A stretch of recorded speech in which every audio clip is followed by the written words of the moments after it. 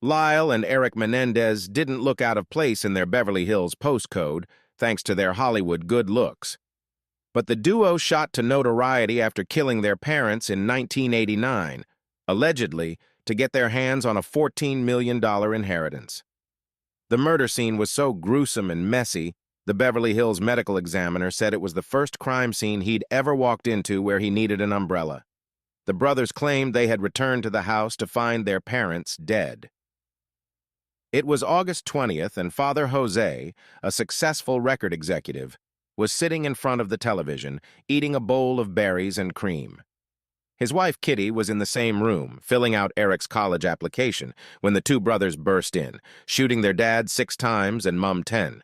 Yet their apparent trauma didn't stop them in the following months from launching a mega shopping spree, splashing out on neighboring apartments in Marina del Rey, California, a restaurant in New Jersey, and expensive gifts, including a Porsche and a Rolex. It was only when Erik confided in his psychiatrist in March 1990 that they had killed their parents that they were then arrested.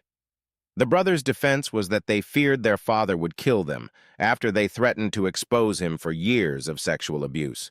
But after 2 trials, both brothers were found guilty of first-degree murder and sentenced to life imprisonment. Now, almost 35 years on from the shooting that shocked the world, Lyle Menendez, now 58, has spoken exclusively from prison. "This was never a case about actual innocence," Lyle said in an interview to be broadcast in a new documentary, Menendez Brothers, Murder by Media, which was shown on Crime Investigation. "It's always been a case about why this tragedy occurred and how Erik and I can ever reach a place emotionally. And I know as an adult that sexual violence in a household creates a space in which otherwise nonviolent people can do the unthinkable. I think looking back 34 years now on the trials, Erik and I and our family thought we were going into a manslaughter case with a district attorney that understood the traumatic impact that sexual violence creates in a person. We ended up with the same sentence as a serial killer, and every day we watched people get parole, and 34 years later, Erik and I are still watching.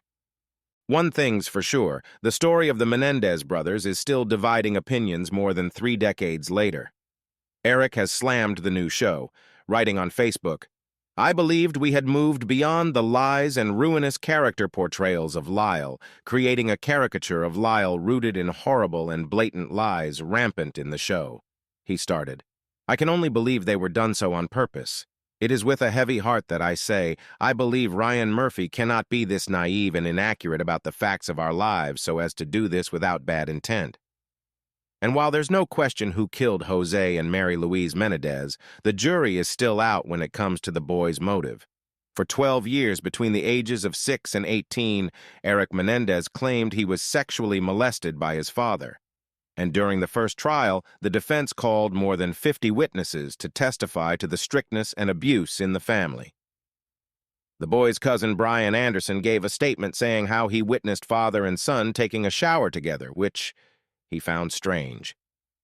He hinted that Mum Kitty turned a blind eye to what was going on. "As soon as Jose took either one of the boys into their room, the door was locked behind him, and Kitty made clear you did not go down that hallway," Brian added.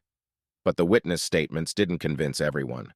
High-profile criminal defense attorney Alan Dershowitz said, "I do not believe the Menendez brothers were molested. I do not believe they were in fear of their parents who were sitting there eating ice cream when their kids blew their heads off. I'm not so easy on allowing excuses." The first trial of the Menendez brothers was classed as a mistrial. While 6 men said it was murder, the same number of women classed it as manslaughter. More than 30 witnesses who testified for the defense at the first trial were excluded from the retrial, and in 1995, a second trial found the brothers guilty of murder. They have now spent 34 years behind bars, more than 3 times the sentence they would have received if they'd have been convicted of manslaughter. Fast forward to today, and their story has captured the attention of a new generation, with TikTok viewers calling for the case to be re-examined. The second trial didn't end until 1996, only a few months after the LA District Attorney lost the O.J. Simpson case.